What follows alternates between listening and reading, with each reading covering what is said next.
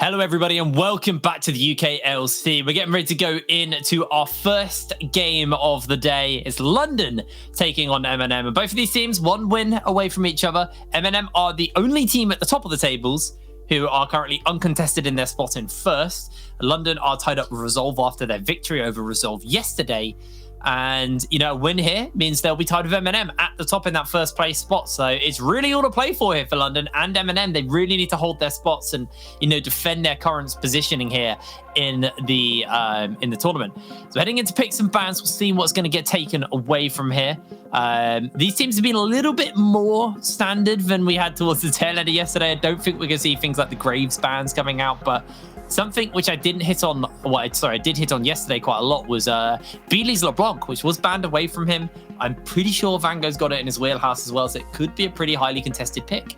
Yeah, I think in general, though, the step before that is the Akali pick. I think the Akali pick is the one that's going to be a little more contested here. I think Beely, Akaz, Vango, all three of them can play it on both sides. Aragon, I'm not sure, but I would imagine understanding sort of his generally wide champion pool is probably there. So, you know, I want to be, it's actually London removing it. So they don't want to have to put any priority on that one. That seems to be the case for London. So Lee Sin also followed up there. Thresh, loads of standards bans, with the bans falling the way that they have, you know, things like, Viego, Diana set, could be the rotation now and the response from MNM. We've seen Godonica run the Diana already. He looked pretty damn good on it. So we'll have to see exactly what they want to do. But I think this is a first time Viego for London. Off the top of my head, I don't recall anybody on this lineup actually running it yet. Well, there's the Diana. Probably going to see that set, although they actually look to lock in the Tristana. Obviously, that's flexible between Joppa and Vango, but it's a bit of a dissuasion from Beely trying to take his LeBlanc, because if you pick the LeBlanc into Tristana, you know, obviously it's an AD carry, but it's an AD carry who's also kind of an assassin in the mid, so makes LeBlanc's life a little bit hard. So probably not going to see that, although just see what they're going to look to lock in here, whether or not this Viego is actually going top, if it's going jungle, if it's going mid. Remember, it's fairly flexible, and it looks like there's a bit of a mix-up here. It's the Karma. Okay, I was about to say, are they actually picking LeBlanc? Yeah, would have definitely been a little bit interesting. Karma, sorry. Victor, yeah. Sorry, everything froze, and I was like, disconnected, and my brain just like went into panic mode there. How do you think I feel, considering I am on the tether at the moment to be here? So Karma is the name of the game here for London, so that makes me think whether they want to go for the AD carry pick, and that's going to be Ezreal. So you've got Karma, you've got Ezreal, you've got a strong bruiser already to also pair up with that. So a pretty strong rotation of picks here for me from London. Now on the MNM side, will they want to lock in some engage to try and lock down the likes of this Ezreal and Karma? We'll have to sort of wait and see. For me, I think that would maybe be the best option, unless they want to take another solo lane flex, you know, top and mid flex here, because you've got the Tristana. Honestly, it would make a whole bunch of sense to see what the final pick ends up being, and it will be that Renekton. Yeah, again, a flexible pick. So kind of MNM not really revealing their hands. I guess that Karma also, though, could get moved around. If we see like the Ezreal Karma bot lane, it is incredibly oppressive. It's one we have seen quite a few times, and it's pretty hard. It's pretty rough playing into that, because it's just poke city, and you spend the entire laning phase with about half HP or less. As we head into the second ban phase, they're going to take away the Gnar here from MNM, so not completely convinced where that Viego's going, and don't want something that can kind of, you know, range harass Aragon on the Renekton. And we'll see what the rotation's going to be here for London. They could just look to pinch away the support pool. If they think this is Vango's Tristana, you can pinch away some of these AD carries as well, like the Kaiser and things like that.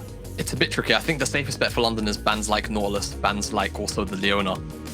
If I was them, though, they're actually going to focus on Vango's mid-champion pool in that Silas ban.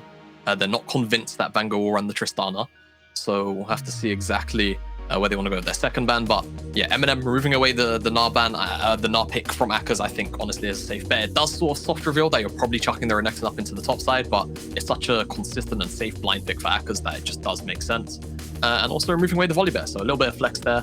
Obviously can run top and jungle, and again a matchup that can occasionally stand up to the Renekton in the early stages. So I like what MNM are aiming for with these bans. London on the other side, we'll have to see what they want to round out their second ban with, whether they want to move away another pick. But no, there you go, at least one engaged support off the table. But if MNM do want to claim one, you know, you've still got the Leona there. See what they're going to go for then. I don't think the Leona is all that bad as well, to be honest here. The Thresh is obviously being taken away, so you can't go for anything overly safe. Yeah, I mean, for me, MNM need a go button. They've got a lot of like, you know, niche dive where, cool, if Diana gets a flank angle, it's nice, but that's about it. That's all they're running with. So we're going to see Kalista actually come in, and that signals to me immediately, okay, we're going to get an aggressive support pick. And of course, Kalista into Ezreal. It's really, really hard for Ezreal to play out this lane just because of how strong Kalista is in the early phases. And we've seen Joppa run this pick already into an Ezreal. I believe it was Lucent, where they absolutely dominated Willy Wonka and Billy Bonker, poor souls. They just didn't get to play League of Legends. So let's see if we get that same level of domination in the bottom lane. But I think this Malphite pick would be pretty good. Wukong, honestly, same kind of street. Does a really good job. It's that snap engage. And Yeah, that's exactly. what you want there. So that's going to be the lock in there for Akers. It does reveal that this will be a Viego going in either the mid or the jungle. And looking to see what the final rotation is going to be here for London to kind of make sense of what this team comp is and where this Karma is going more specifically. As Pictor Bands have taken their time. They are thinking these things through, but the Braum's going to get locked in, so it's going to be the Karma going in the mid lane. And then looking towards the support that can start the fights. The Rakan, it's squishy, but it can start it. And you've obviously got that safety net in the fact you have a Kalista as well. So I actually don't think the Rakan's all that bad here for him. I think the Rakan's great. There's not a lot of immediate sort of like lockdown and like sort of shutdown CC available to London to sort of deal with the Rakan engage. And just in general, I feel like Rakan is one of the better supports at locking down Ezreal as well, just because the versatility of Rakan's engage typically means that, you know, an arcane shift often isn't enough, especially if it's, you know, an engage out of Fog of War. So I really, really do like the lock in there from MNM. So, you know, they've got an aggressive bottom side, they've got a top lane matchup that can definitely win. And in the mid lane, I feel like Tristana probably has priority there, even sort of post level 4, 5, when typically Karma starts to come aligned with the wave clear. So I think what London have done, they've come out and they said, okay, we don't think we can necessarily match you in the early aggression. That's your speciality. We're going to draft a comp that's going to deal really, really well with sort of forward movement and a lot of snap engages, and that's what they've sort of ended up with. My only concern for London is the early stages, right? Once MNM especially get access to level 6s, how are they going to respond? What's the skirmishing going to look like? Because I look across the board and I say the only place where I feel pretty confident about saying London can contest is the top side with the Wukong. Yeah, he's got Ignite TP as well, so it's going to be a pretty aggressive lane up there. Aragon not matching him with that, though. Aragon has got the flash and the teleport, so not got obviously the same level of kill pressure just due to that. But yeah, this mid lane is going to be quite interesting to me because obviously you've got the E to kind of help you with the additional shove from Vango on the Tristana. And, you know, the last thing you want to do is let Tristana and mid just free shove lanes and then start farming plates, because it gets quite snowbally if she's able to kind of consistently farm plates. So you'll see how Beely's going to be able to handle this lane. He has been a real standout player for me. I mean, a lot of the London players have been great, but Beely has stood out to me in the last few weeks as kind of really returning to form as one of the top mids in this league. Yeah, no, definitely. And Beely, very long-standing player, maybe one of the longest-standing players alongside people like Aragon, actually on the opposite side of the rift. Aragon still playing in the UKLC. Aragon's a lot younger than Beely in competitive experience in the UK anyway. Because my first ever cast I did, my first ever finals at Insomnia, I want to say 60, but I'm not it might have been 59. I can't remember which one it was. I think it was 60. It was Beely. I remember Beely on that team. So it was Enclave versus, I remember who they were playing. I think he was on Enclave at the time. But yeah, Beely's been around a bloody long time. He's been around a very, very long time. Good 6 years, I want to say, at least, off the top of my head. But I could be really wrong. He's been around for a while. And he's been a real standout mid for me in the UK scene for all of those years as well. Because, you know, sure, he's playing in a Division 2 league now, but he was playing when the UKLC was its main league. And I still back then rated him as a pretty decent mid lane. We saw actually, I think it was London who did their tier list last night, and they put Beely in that list. He would have been first or second. He was definitely in the NLC ready tier. Yeah. They had an NLC ready tier, a Telia tier, and then like good, fine, and bad. And no mid laners went in bad because I'm sure no one wants to play them anymore. Yeah, I mean, a lot of the mid laners are pretty good in this league. I think that the floor is relatively high. I think we definitely got some players that have been struggling a little bit. 2 Cups, for example, I feel like the expectations were a little bit higher for him coming into the league, but he's not quite managed to hit the mark there. Yeah. But yeah, definitely, I think the floor is pretty high. The ceiling just sort of not necessarily as high, but pretty up there as well. I believe, at least in the top half of our sort of who we consider the stronger mids, you know, people like Beely, Vango, you know, sometimes Thomas Go is in that discussion as well. There's a lot of stacked top mid laners. I actually think Thomas Go was kind of done dirty on that list. If I remember, he was like in the good tier, not even. I mean, that was kind of like a middle tier on their list. Yeah, as well, like. I mean, it's understandable though. I think it's very, very understandable because he's not. I think, you know, he had that split with Bulldog where it wasn't great. There was also a split before that where I think he was on a UKLC. His debut split was the Bulldog split. But his debut UKLC split was the Bulldog split. Yeah. And during that split, he was playing his heart out on a roster that was basically on fire. It was quite literally the meme of the guy sitting in or of the dog rather sitting in the house when everything's burning down. And then obviously he had his Barrage split last split, didn't quite manage to make it into playoffs. And this split now, but last split still performed very well. I'd still place him probably 3-4 in the mid lane sort of tier list per se. And then this split so far, he's not done anything to like shine, right? But he's still been Thomas Go fundamentally. So it's kind of hard to disagree with the placement of that London tier list, to be honest. Yeah, I honestly looked it over and I was like, this is a pretty good list. This is a pretty fine list. I agree with that. We have had a pause, unfortunately. We have a slight lag issue on the side of London. Hopefully it won't be too long until we get back into the action. I'm just reading the chat and I'm glad you guys can't see it. It's nothing bad being said, but goddamn, I'm glad you can't see it. I don't have Parsec today. I don't have our feed up, so I'm just gonna assume it's a good thing I can't see it as well. It's Beely typing, so you know. Oh, okay. yeah. If Beely's typing, Twitch chat doesn't need to see that. No. But we are unpaused and we will be getting back into the action any moment now, which is good because, you know, we haven't had much action today. We had a lot yesterday. Wow. Who would have guessed? If we want to fill some time, we definitely need a little bit to talk about. We are 1 minute 20 into a game right now. So yeah, hopefully we get back onto the Rift any moment now because the pause has ended. Yeah, no, I mean, I think, you know, sort of moving the discussion away from mid laners, I also think in this game in particular, we've got a lot of strong sort of players in every single role, like sort of per position.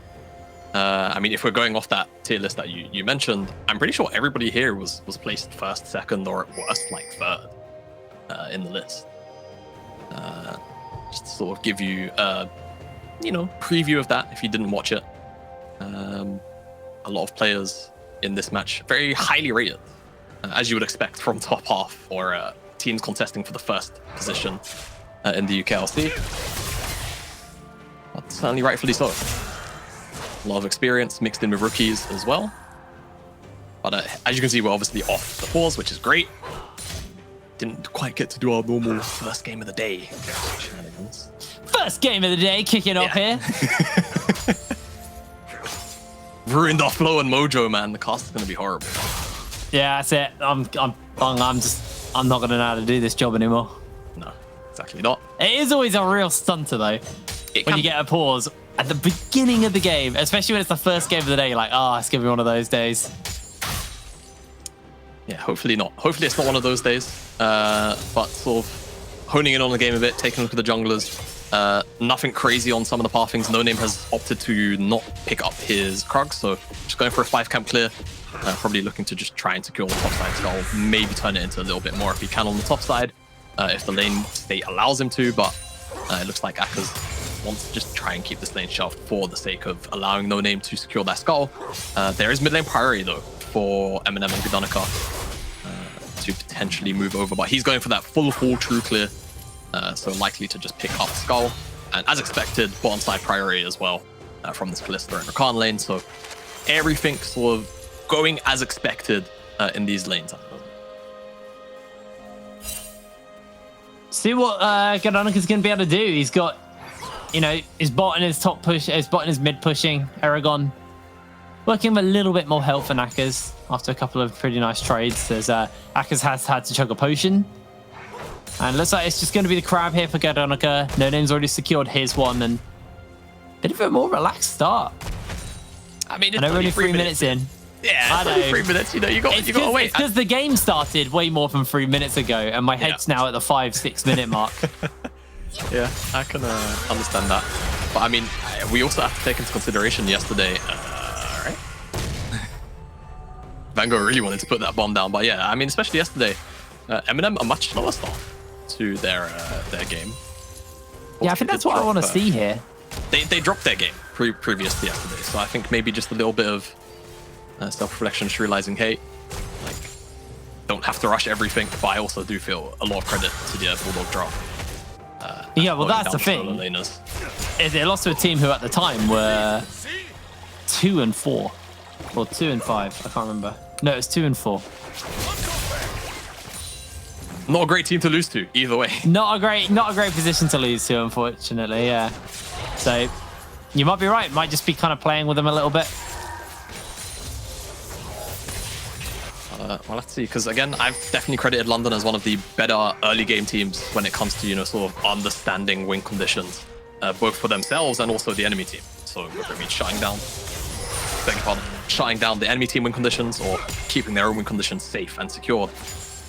It's one thing that this London lineup very, very good at, and also denying away side lane waves. I don't think they're going to be able to do it against the Kalista Rakan lane. It would be pretty surprising if they could without much recourse from MNM.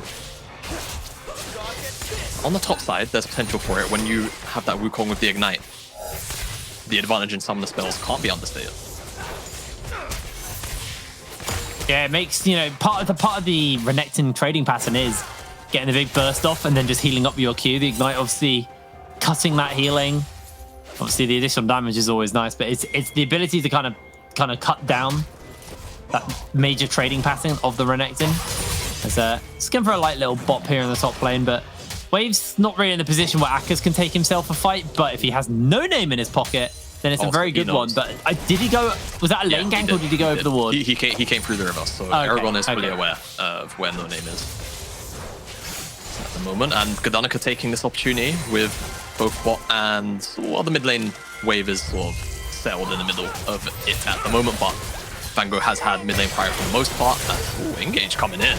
Yeah, looking for a lockdown, looking for a stun. They're bringing the teleports in. Clocks is trying to jump away.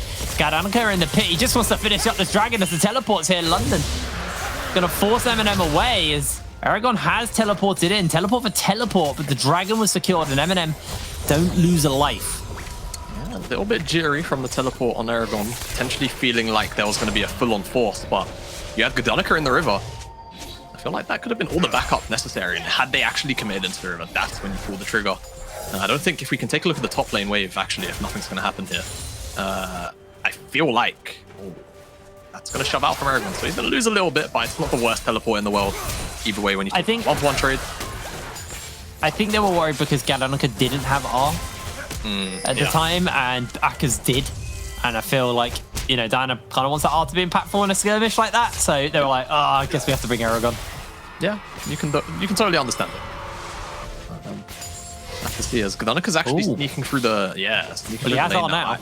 Yeah, he has R now, and they were looking to reset, but with him here. Oh, he's found a knockup. Clocks is going to get stunned up and locked down as Mankey's looking for the kill, but he can't quite find it. So dash to safety reveals that Gdanika was there.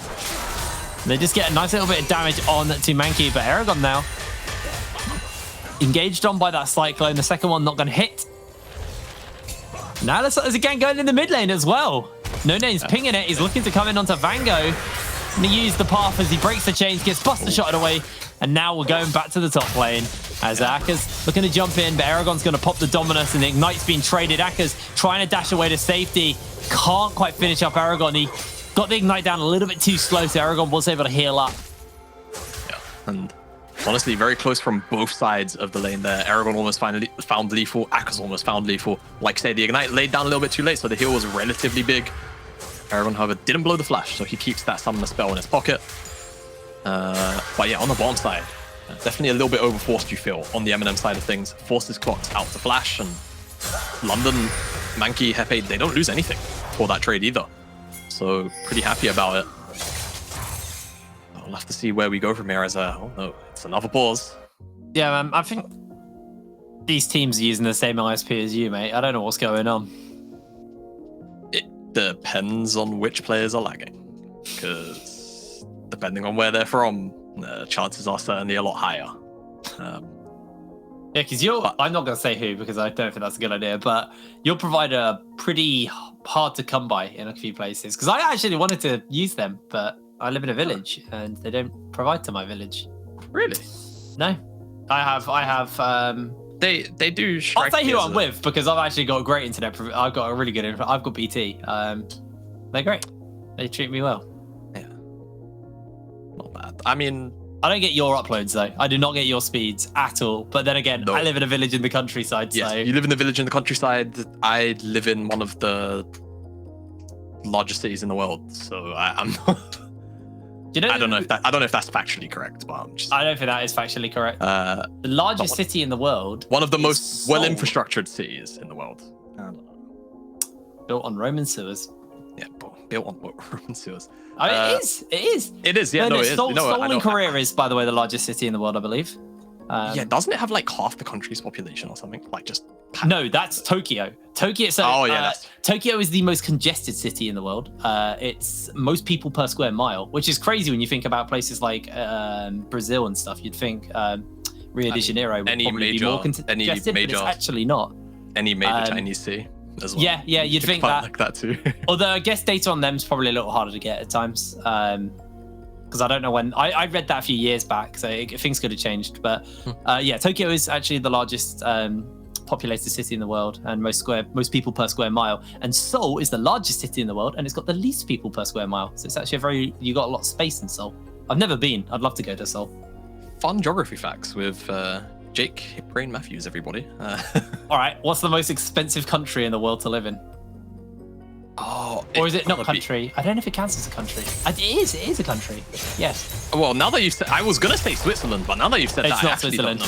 It's not Switzerland. Nope. Is it a European country? Yes. Yes. Most expensive country to live in? Monaco. Ah, yeah. Okay, that makes sense. Yeah. You know, the places where only millionaires live. Literally, I don't think anyone lives there who's not a millionaire. Yeah, it's really small. It's because it's like, look, whenever somebody says that to me, I think about it, but I'm like, it's not a country though. I think it's a city. Yeah, I can't remember what it is. I'm pretty sure Monaco's a city, dude. Yeah, it's in between France and Italy. Yeah, I was about to say Spain, but I always get that confused. I think it counts as southern France. I can't remember if it's Italian or if it's French. I mean, or if it's its own country, because I think it's one of those like weird states where it's like a city state. Yeah. Things. Yeah. Oh, by the way, Mankey's probably about to get dove here because he's by himself. He is. London. Jopper going to be able to pull back one actually. Mankey dodges away. Well, Mankey still blows the flash, so I think MNM likely to be happy with that one, and it means next time they look for an aggressive play onto him, he's not going to have that summon spell, so it's going to be that bit easier to lock down. But London snuck their way up to the Herald whilst he was talking about a random geography fact and picked that one up for themselves. Let's see where exactly they're going to want to put it, because I look at this composition and I say, realistically, the answer is probably Mankey in a lot of worlds, but it's going to be difficult to place it down into this Kalista Rakan lane. And away from the Ezreal, the next best option has to be attackers on this Wukong. I don't think you care about the gold income of Karma in this one. She's likely going to be building support. Because I needed to know. I did look it up. Monaco is actually a country. But it's basically a city-state because it's not very big. It's very small. But yeah, Gad looking to maybe come in onto this bottom lane. Sitting on top of that control ward, as we call them nowadays, not pink wards. There'll always be pink wards in there. There'll always be pink wards. It'll always be pink wards. It'll always be Ninja Tabby. That's right. Yeah, that's right. As Clock's just ticked over level 6, so his engage effect just got a little bit higher. You can see Mankey paying a little more respect, backing up as well. But a lot of time invested. As did Vango get that? I didn't see. I actually didn't see. I didn't see either, but the fact that he's been chunked out now kind of means he has to pay a little more respect here to No Name and Beely. Has the Buster Shot available? Will No Name put the Herald down? It looks like the answer is going to be no. And again, yeah, I mean, top side, if it's not bottom lane, because again, placing it into the Rakan and Kalista lane is going to be very, very hard. They just effectively then out. You can see Aragon kind of expects it, so he's popped the Dominus, he's trying to clear the wave, and okay, he's going to get rid of almost all of it. But he's got no cooldowns, could get Dove, but on the bottom side, engage. Bot lane, they line the knock-up, Gad's coming in, there's the Moonfall, but Not enough damage to stick down. As actually get a lot of damage back into return to Gad. He's heavily chunked as the Riftail's been summoned in the top side. Aragon flashes, pops the eye. He's ignited. He's first blooded down in the bot lane as clocks will fall, and Aragon will be quick to follow him. Yeah, MNM, they lose on 2 fronts there. London, they went out on the top side dive. Even though Aragon clears out the wave, they wait for the next one to come in and they force the dive on that. Drop the Herald, and they've got 4 plates. Honestly, they could go for the whole tower if they wanted to, but I don't feel like it's worth the tempo expansion. And on the bottom side, I'm not even sure what happened because he was looking at the top side of the map. Somehow Clocks managed to die. Doesn't quite have flash up, so that would be my best guess. Potentially body blocking for his team members. Doesn't want them to die, so just gave up his life. And Mankey gets first blood. And I mean, in a lane where realistically Kalista should be dominating, should be at, up a lot more CS than she is currently in a lane like this. It's not the best look in the world. First blood gonna band-aid a lot of that gold deficit that he was likely in beforehand. Clock's been a real nuisance there for Mankey though. And that might be the Divine Thunderer. There are 3 Divine Thunderers in this game. Items absolutely balanced, I promise you. Yeah, I think MNM ended up losing this one. We know why. It's Divine Thunderer difference. What can I say? And I am still very strong. They did nerf it on this patch for ranged, I think. Only I don't think they nerfed. Yeah, it was ranged. I'll have to double check, but still very much a powerful item, particularly on those bruisers. MNM though, they still have the stronger bottom side of the map. Temporarily just on champion strength. Divine Thunder is a good spike, of course, for Ezreal, but Kalista, very, very scary. When you get those she hasn't finished up her shield bow yet, and Mankey's just going to throw the ultimate out just to clip through the minions and make sure he secures the cannon. So MNM just trying to hold this wave, so Mankey can't really step up. He doesn't have his support with him yet.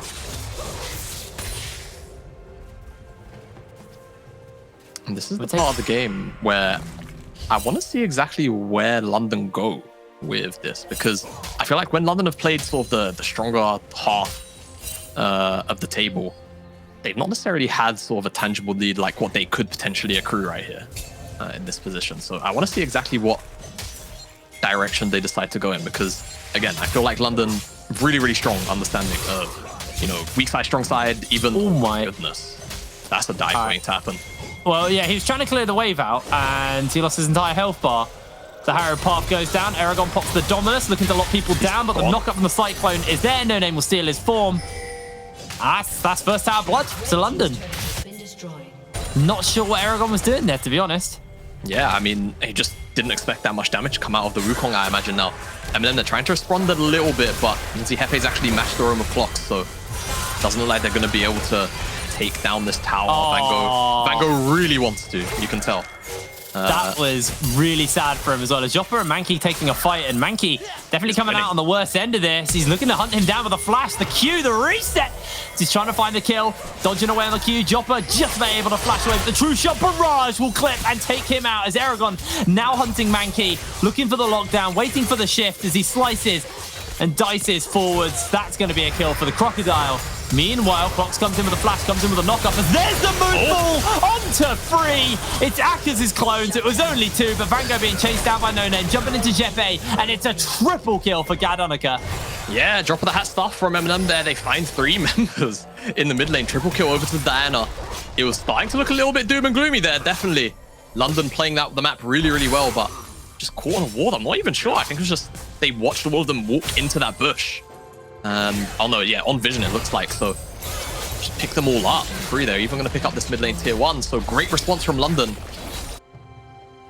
All of a sudden they're 1,000 gold up. Just a second ago they were about 3k down, so that's a huge gold swing to happen in the space of about 2 minutes as oh boy, pause.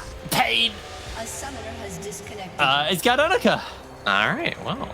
I mean, he's the one who's most fed on his team, so they probably do need him with a decent internet. We can have a look at the replays, though, while we're in the pause and just go over, this play by Mankey. Yeah, so I actually think it's Joppa. He's looking to get a little bit aggressive. You can see he tries to go for the Pierce Rend reset onto Mankey to maybe get some additional chip damage, but it just misfires entirely. He misses the Pierce, so the Rend doesn't get the slowdown onto Mankey. And he just gets run down. I mean, Ezreal still has a Divine Sunder. It's a complete item. He is very strong. But, of course, went a little bit far. And no, it's just not even on Vision. I'm not sure exactly how they... and that So one, I think that Zombie Ward in the Pixel, I believe, gave them the information they needed. The thing I actually want to talk about is the way Diana's Moonfall works, because it's the more people she hits, the more damage she does, right? Yes, correct. So the more people she sucks in on the initial... Yes. So she sucked in Akka's clone. Does that count as an extra person? So would that count for free? Because that is really nasty if that's the case. Because he was caught in it. I got baited because I thought it was a 3-man Moonfall. It was only 2-man, but there was a clone. My best guess would be yes. I would say yeah. I feel like other abilities... this is why I ask you to tweet me and let me know. I feel like other abilities should actually do work like that when you've got like sort of multi-man abilities. So I'd imagine, yeah. Yeah. There's no reason for it not to. Unfortunately, this pause is going to be a bit of a lengthy one. So what we're going to do is we are going to throw to a quick break. We'll be back as soon as we're ready to get into the game. But unfortunately, we do have to do some restarting of routers and things, and these things do take some time. So to rest our voices and to rest your sanity, we'll throw to a break and you can listen to some groovy music. See you in a moment. We are the one and only truly liars. We are the chance for you to make it on earth. We are the one and only truly liars. We are the chance for you to make it on earth. When you say that, you make it over. When you love that, you are a smart winner. Even if you're not very clever, we can understand you will get on earth. We are the one, we are the one, we are the one. We are the one and only truly liars. We are the chance for you to make it on earth. We are the one and only truly liars. We are the chance for you to make it on earth. When you say that, you make it over. When you love that, you are a smart winner. Even if you're not very clever, we can understand you will get on earth.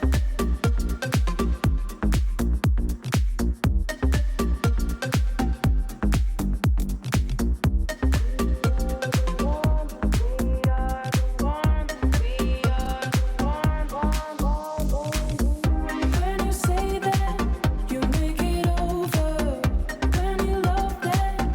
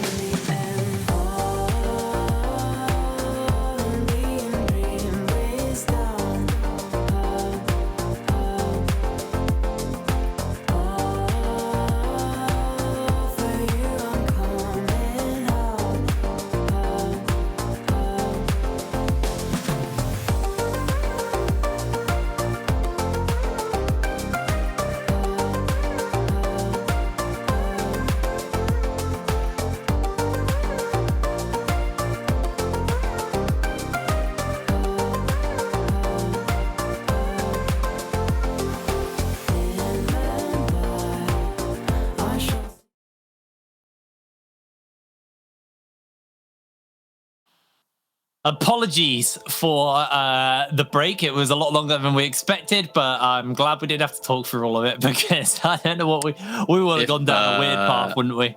If yesterday is anything to go by, yeah, there would have been more Twitch clips. I had a bit of a breakdown yesterday, didn't I? Anyway, pause has ended. We are into the game. This is, remember, our first game. We are 15 minutes in. Oh my God. We are 15 minutes into this game. I'm sure that our buddies over at Lucent are going to put us back on schedule come the end of the day. It's all right. Wait, didn't they have like a really long game yesterday? That was Oh no, that was Invasion of Viperia. That was also part of the joke, Jake, because the Lucent game was also hilariously long. Oh, it was. Hey man, I don't mind long games. I don't mind going off schedule. It's the pauses. Yeah, no, I mean, I agree. The pauses aren't that fun for anybody involved. Players in particular, from experience, at least on the coaching side, when you get to sit in and listen to your players, it's not, you know, eventually there comes the point where even as a player, there's not so much to speak about. I mean, even in pauses, really, you're not really even able to speak quite frequently. And technically, in proper competitive, you can't. Yeah, when the pauses are, you know, discovered to be longer, then they just let you talk. It's not really a big deal. But especially in those short ones, you've got admins about gotta hush. But yeah, it can break the tempo and sort of not necessarily the mental fortitude, but it can bring players out of the zone. I feel like we've certainly seen it happen a couple of times, even yesterday, I believe. In the Viperia game, there was a pause, if I remember correctly, and there's always a pause, Jamada. It's always a pause. Vango's going to be able to pick up the second tower for MNM, tying the tower score here. And MNM actually, even with, you know, the way things have been going, have still got themselves a gold lead. They've got 2 dragons. The next dragon, the Cloud Dragon, spawning up fairly soon as well. And, I mean, MNM don't really have to contest it if they don't want to. It's only a Cloud Soul. It's not the most impactful soul. It's nice for a Renekton and a Rakan. They do use that soul very effectively. But the Riftail's just going to get summoned up in the top lane, and Vango might be able to secure a third tower here, as Beely's going to have to do his best to try and hold, but I mean, that tower is probably just going to die after this. Yep. And that's a lot of local gold, 600. You see the buff tower gold to these side lane tier 2s. And how far ahead he is now of not only Beely, but if you sort of compare and contrast him to the other AD carry on the opposite side, Mankey. He's 2,000 gold up, and I mean, he's even going to get oh my lord. Oh, okay, that's just almost one-shot Beely. He's going to jump in because he's got the reset. Not going to find the kills. He's tanking tower shots here. That's a bit dangerous. Open inhibitor, a lot of gold in Vango. I mean, 2.3k to spend. His team's on this side of the map as well, so he's getting away with murder here. I mean, I just don't know if this trade is worth it for London. No, I do know, and it's not worth. They've now got an open top side. And all of a sudden, if MNM wins a fight on the top side of the map, they've got access to that top lane inhibitor if they wanted. They've got access to the Baron in a minute's time. And currently, with a gold lead, with the kind of engages that they'll be looking to find as well, the kind of fog, He has a Phantom Dance and an extra crit cloak on that base. Oh my goodness me. That is a absolutely massive base. That is very, very scary. And it's another thing that London now have to worry about, because Vango wasn't really that fed until that sequence of play. Now he is. Now he certainly is. And we just saw for certain Beely likely isn't going to be able to hold him on the side lane for much longer. Well, he basically just got like 2.5 kills worth of gold, as he might be looking for Akaz. Akaz has the Ignite. Now, okay, this is a bold play. Even though Akaz has 1 item, he is still a Wukong and he also has Ignite. So yeah, let's back away. And he's also the same. Well, he was just the same level as Vango. Actually, Vango is so far ahead of XP in comparison to the rest of the game here. 2 levels above anybody on his team. Game. Yeah, he's having a real nice game. But it was kind of expected from the way the lanes sort of ended up being assigned from the London point of view, right? And like the Karma lane isn't really there to, stop him from scaling or shoving. So you got a pretty free lane. Got a couple of plates as well. And then of course got that full top tier 2 tower. It's just so much gold rejected over time. And he's only got 2 assists. And again, we had the gold highlighted a couple of minutes ago. 2,000 gold over almost anybody on the London side. Purely from objectives.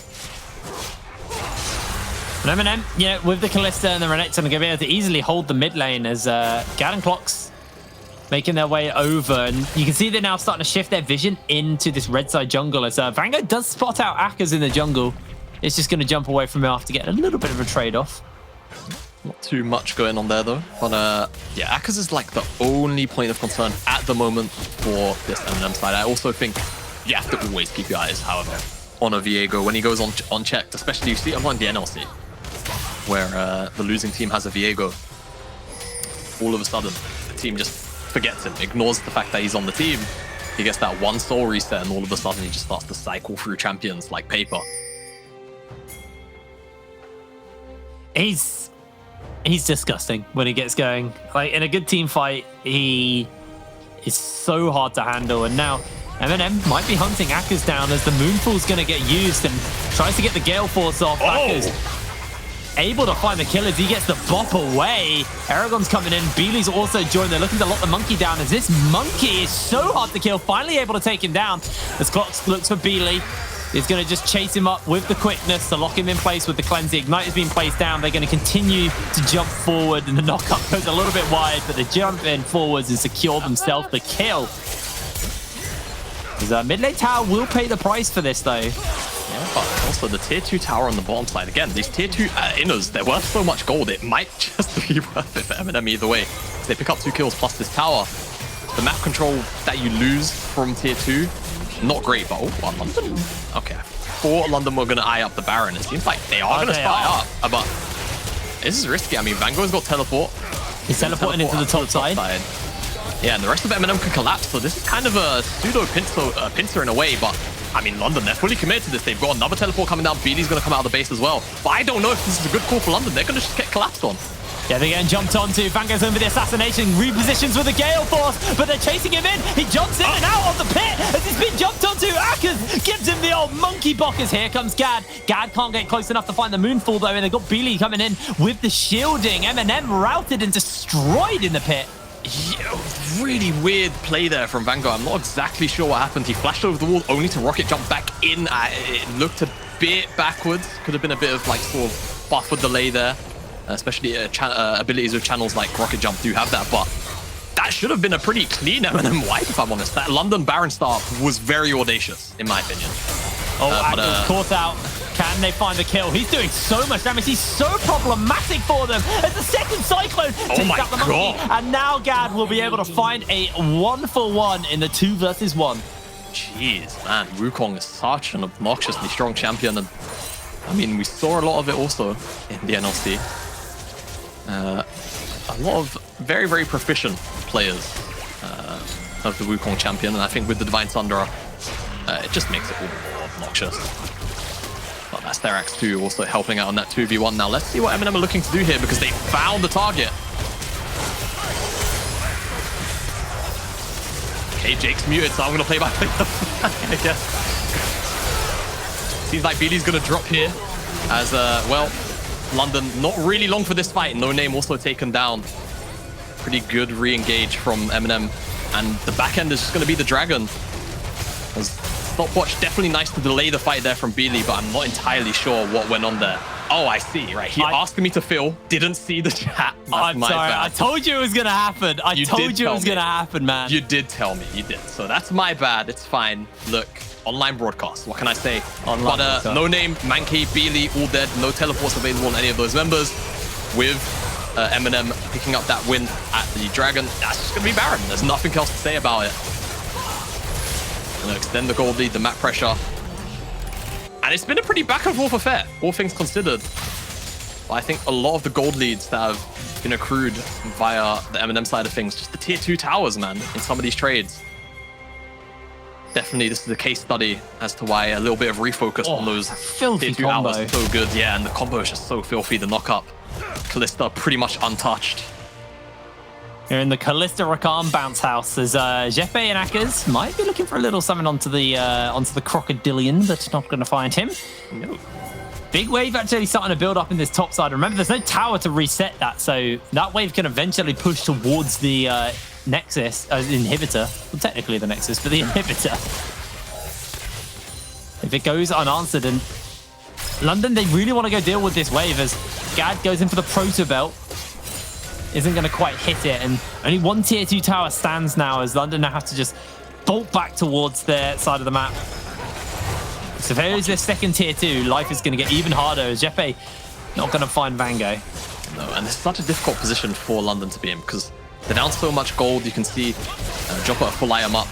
Once Ezreal potentially is such a good flank waiting to happen on the Akka side of things. Oh, he might find Joppa isolated as well. No, Joppa went out of his vision. He lost track of him. They jump in, they get the 3-man knockup from Clocks, who gets pulled back in like a Pokemon by Joppa as they find the lockdown on to Aragon. They're able to find the kill, but Vango's just ending the game. They need to stop the reset. Jeppe's getting jumped onto. The Moonfall balls in front of Enders. The pop is there. The stop, which is big. Joppa is just kiting and fighting and making the grand escape as No Name is stealing form after form. Akkas has so many spears in him.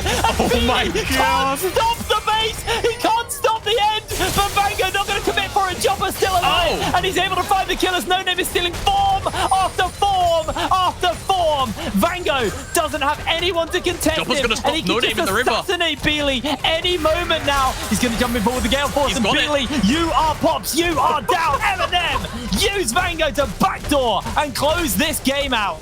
The side lane assassin of Vango. He takes all of the side lane towers on that side of the map and he ends through the top side too. Pretty comical way to end that game, but honestly, MNM were in a very commanding lead. And it all comes off the back of not respecting the rotation that came out from Vango. I mean, in all fairness, London, they tried for an opportunity in the mid lane, right? They recognized Vango wasn't there, so they said, okay, Vango is the strong member on this team. If he's removed, all we've really got to focus on is Joppa. But they couldn't lock down Joppa. Joppa went untouched. And when they realized Vango was in the base, only one person went back or was able to go back, and it was the support Karma.